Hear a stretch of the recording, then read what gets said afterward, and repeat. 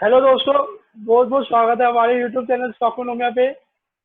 इस stock of episode में 3 है और आज हमारे साथ खास गेस्ट अविनाश सर हमारे साथ है।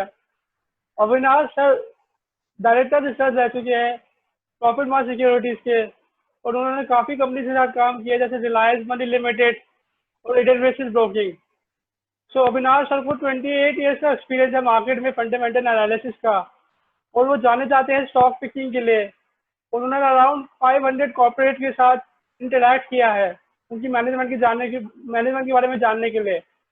तो इस स्टॉक टॉक एपिसोड का आज पहला इंटरव्यू पार्ट है और इसमें हम जानेंगे अविनाश सर की अभी तक की journey, future outlook Avinash sir का मार्केट पे और कुछ बेसिक टिप्स इन्वेस्टमेंट से रिलेटेड और फंडामेंटल एनालिसिस टूल्स।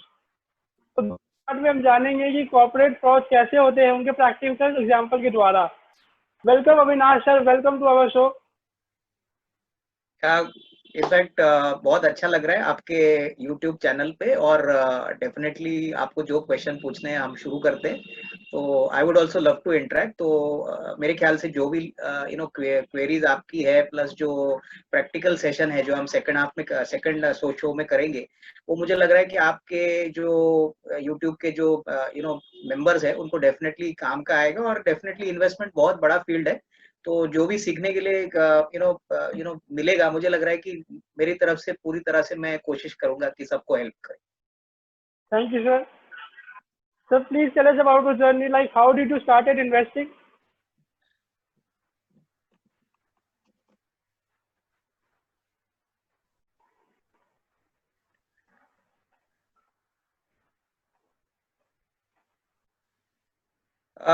मेरी जर्नी 28 साल पहले शुरू हुई और मैं 92 में मार्केट में उतरा।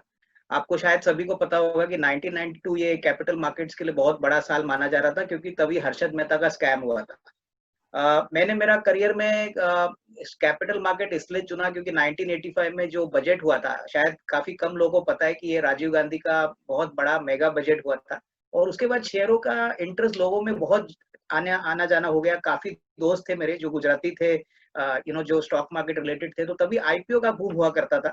तो हमको नसीब से पहली जॉब स्टॉक मार्केट कंपनी में मिली और उसके बाद स्लोली स्लोली करके हम आगे बढ़ते गए और ये जो जर्नी है वो बेसिकली इसलिए अच्छी लगी क्योंकि ये नॉर्मल 9 to 5 जॉब वाली नौकरी नहीं थी। यहाँ पे नए कंपनी हम मिलते थे, रिपोर्ट लिखते थे और हमारे जमाने में तो वो रिंग ट्रेडिंग होती थी, तो वो एक अलग जमाना था। उसके बाद एनएससी की इलेक्ट्रॉनिक ट्रेडिंग आई।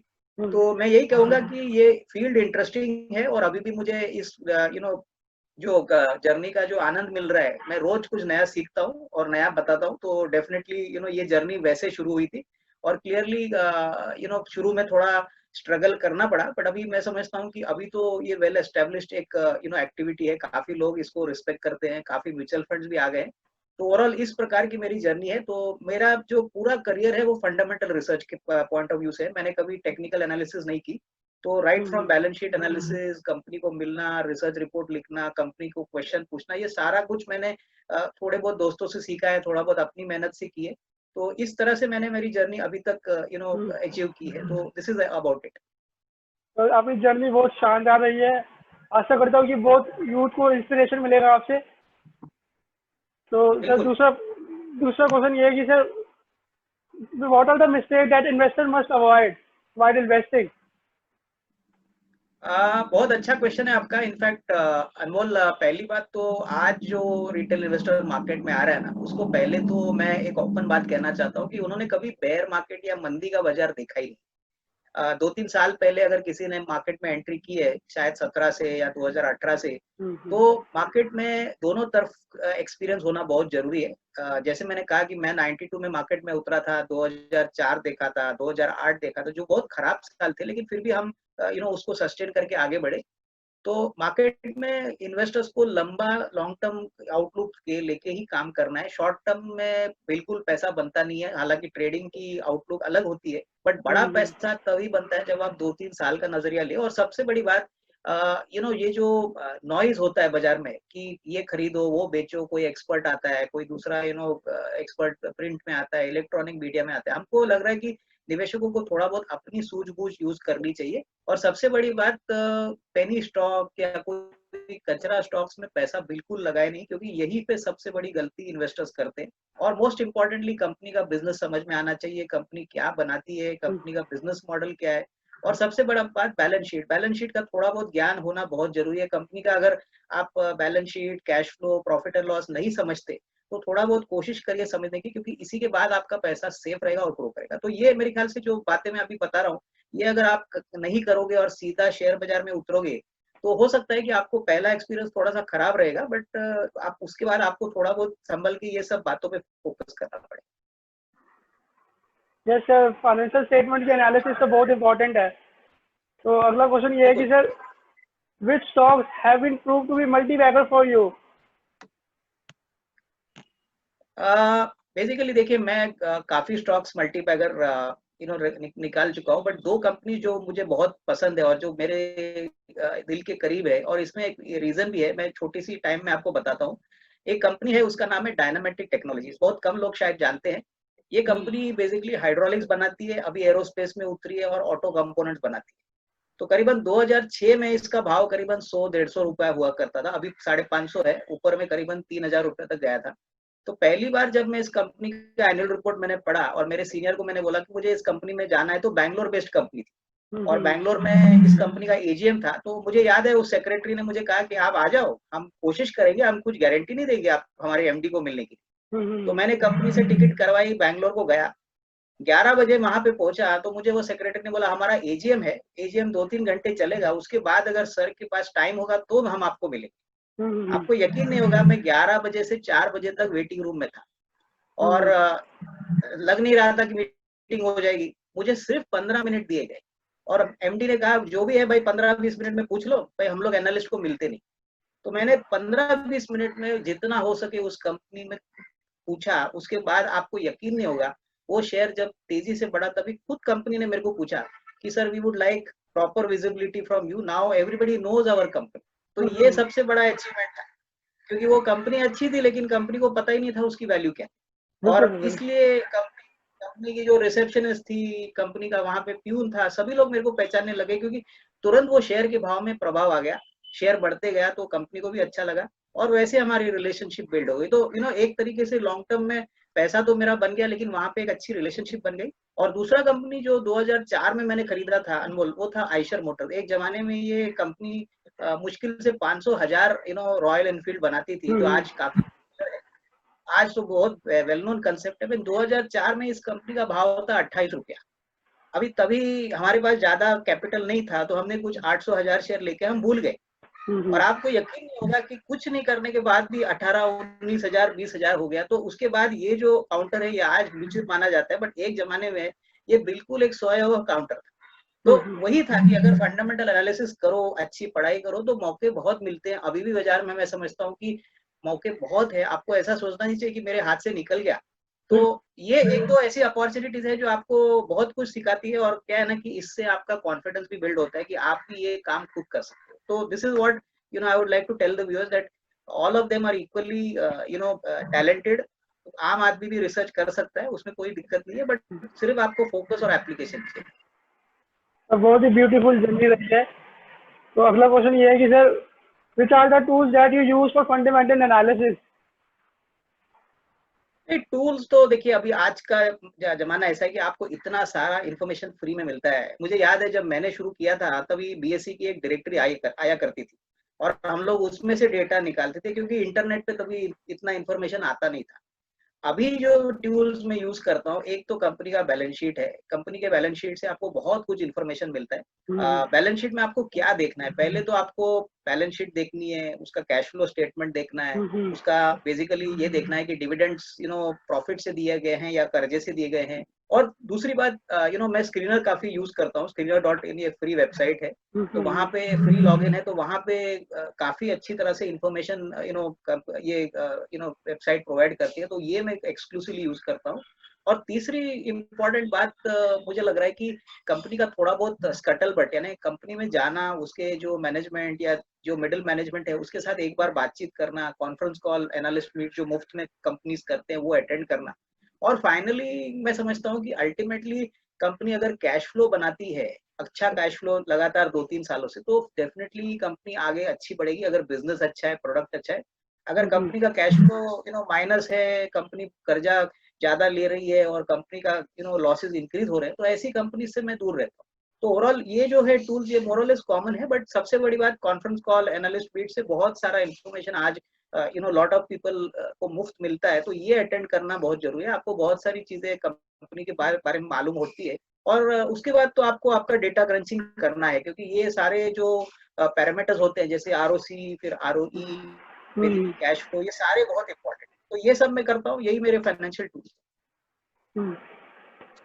तो what advice would you like to give novice investors जो अभी अभी मार्केट में आए हैं?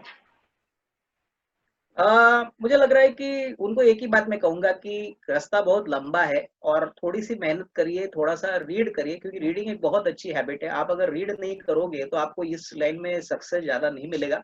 हालांकि ऑब्वियसली आप कई एक्सपर्ट्स का सुन सकते हो, लेकिन जो रीडिंग होता है, बेसिक रीडिंग, वो बहुत जरूरी है, क्योंकि आपके आसपास जो भी हो रहा है वो आपको पता होना चाहिए, आपके कंपनी के बारे में, आपके सेक्टर के बारे में। तो आपका जनरल नॉलेज भी बढ़ता है, दूसरे लोगों के बारे में आपको व्यूज पता लगता है। और दूसरी बात, अगर हो सके तो थोड़ा बहुत एक बार फाइनेंशियल एनालिसिस के पॉइंट ऑफ व्यू से एनुअल रिपोर्ट खुद पढ़िए, क्योंकि एनुअल रिपोर्ट का पढ़ना ये मेरे ख्याल से सबसे बड़ा गुरु मंत्र है। अगर ये आपने अच्छी तरह से पढ़ लिया, उसमें अगर आपने थोड़ा बहुत भी इनपुट समझ लिया कि कहाँ पे कंपनी पैसा बना रही है, क्या बिजनेस है, कितना हम्म। लीवरेज है, क्या कैश फ्लो है, तो ये डेफिनेटली जरूर करिए, क्योंकि without this basic kind of approach, अगर आप सिर्फ पैसा मार्केट में लगाना चाहते हो तो बहुत भारी नुकसान हो सकता है। और आप डिसाइड करिए आपको क्या चाहिए, आपको ट्रेडिंग चाहिए या इन्वेस्टमेंट चाहिए। अगर आपको इन्वेस्टमेंट चाहिए तो आपको ये सब करना पड़ेगा, ट्रेडिंग के लिए अलग फोकस लगता है, और इन्वेस्टमेंट के लिए अगर आपको लगता है तो ये सारी जो चीजें जो मैंने की है वो अगर आप करोगे तो मुझे लग रहा है कि आपको भी अच्छा पोर्टफोलियो बनाने में डेफिनेटली एक श्योर शॉट स्ट्रेटेजी मिलेगी। डेफिनेटली सर, ये व्यूअर्स के लिए नॉलेज आपकी काफी काम आएगी। तो अगला क्वेश्चन मैं पूछना चाहूंगा सर आपसे, कोविड-19 से आपको क्या लगता है कि आफ्टर कोविड-19 which sectors will emerge as a winner, और कौन से सेक्टर्स में इन्वेस्टर्स को नजर रखनी चाहिए? मेरे ख्याल से देखिए, कोविड-19 खत्म होने के पहले ही 3-4 ऐसे सेक्टर्स हैं जो सारे पोर्टफोलियोज, सारे इन्वेस्टर्स के पोर्टफोलियो में होना चाहिए। एक तो बेसिकली फाइनेंशियल्स को हम इग्नोर नहीं करते। फाइनेंशियल्स का मतलब प्राइवेट बैंक्स और जो एनबीएफसीज है, क्योंकि ये इकोनॉमी के बहुत बड़े ग्रोथ इंजन्स है। उसके बाद आता है फार्मा सेक्टर। फार्मा सेक्टर ने लास्ट 3-4 साल के मंदी के बाद अभी रिकवरी दिखाई है, तो सिलेक्टिवली फार्मा में आपको एक्सपोजर होना ही चाहिए। और उसके बाद हम समझते हैं कि आईटी आईटी भी एक ऐसा सेक्टर है जहां पे आपको ये एक्सपोजर होना चाहिए, क्योंकि ये कंपनीज कैश रिच है और ऑब्वियसली टेक्नोलॉजी का जमाना है, तो इनके लिए ग्रोथ मोमेंटम काफी रहेगा। और फाइनली जो चौथा सेक्टर है वो कंजम्पशन है। कंजम्पशन सेक्टर का मतलब है कि हम चाय, बिस्किट, जो चीज, ऐसे कोई प्रोडक्ट जो खाते हैं, हम्म। उसका अंत होने वाला नहीं है, और लोग ये कंज्यूम करेंगे, आगे भी करेंगे। तो ये जो प्रॉक्सीज है ऐसे सेक्टर में, वो अपने पोर्टफोलियो में जरूर रखिए। और एंडिंग में मैं यही कहूंगा ये क्वेश्चन के लिए कि आपको ऐसे सेक्टर भी आगे देखने हैं जहां पे लेबर कॉस्ट बहुत तेजी से कम होने वाले हैं, क्योंकि काफी लोग वर्क फ्रॉम होम कर रहे हैं। तो ऐसी कंपनीज देखिए जहां पे मान लीजिए कि सारा स्टाफ घर से काम करे, तो वो कंपनी को सबसे ज्यादा फायदा होगा, क्योंकि उनका लेबर कॉस्ट काफी कम होगा। और जो ऑटोमेशन का प्रोसेस अडॉप्ट करेंगे, स्पेशली जो डिजिटल कंपनीज है जहाँ पे आपको ऑनलाइन बिजनेस मिलता है, वो बिजनेस में ज्यादा ध्यान रखिए, क्योंकि ये सेक्टर्स जो है वो कोविड-19 के बाद बहुत तेजी से बढ़ेंगे, क्योंकि इनके लिए प्रॉफिटेबिलिटी भी अच्छी रहेगी और ग्रोथ मोमेंटम भी अच्छा रहेगा। तो ओवरऑल क्या है ना कि प्राइमा फेसी 4 सेक्टर और ये एक दो जो मैंने आइडियाज बताया, इससे अगर आप कोई काम करो तो आपको डेफिनेटली ऐसी कंपनीज मिलेंगी जैसे आपको इन्वेस्टमेंट ग्रेड आने वाले 1-2 साल के लिए मिले, क्योंकि कोविड-19 के बाद पूरी तरह से industry locally as well as globally उनका जो सोचने का तरीका है वो काफी बदला है। तो that would be the way one should adopt and look at the markets as of now. So list down what are the four most important things that you initially zero down your investment strategy. अनमोल, जैसे मैंने पहले कहा कि इसमें क्या होता है कि कंपनी का जो प्रोडक्ट होता है, बिजनेस होता है, वो सबसे बड़ा इंपॉर्टेंट होता है। अगर आप बिजनेस को समझते नहीं है तो मैं समझता हूँ कि ऐसी कंपनीज में निवेश ना करें। तो प्रोडक्ट बहुत इंपॉर्टेंट है, प्रोडक्ट अगर अच्छा है तो कंपनी जरूर चलेगी। उसके बाद प्रमोटर आता है, प्रमोटर कितना अच्छा है, कितना ऑनेस्ट है, कितना कॉम्पिटेंट है। और तीसरी बात कंपनी का फाइनेंशियल परफॉर्मेंस, यानी हम बोलते हैं ना फाइनेंशियल परफॉर्मेंस, यानी प्रॉफिट एंड लॉस, फिर इसकी बैलेंस शीट कितनी स्ट्रांग है, कैश फ्लो कितना स्ट्रांग है, और सबसे बड़ी बात फाइनली वो शेयर होल्डर फ्रेंडली कितना है। काफी कंपनीज पैसा तो बनाती है लेकिन शेयर होल्डर्स को कुछ भी नहीं देती।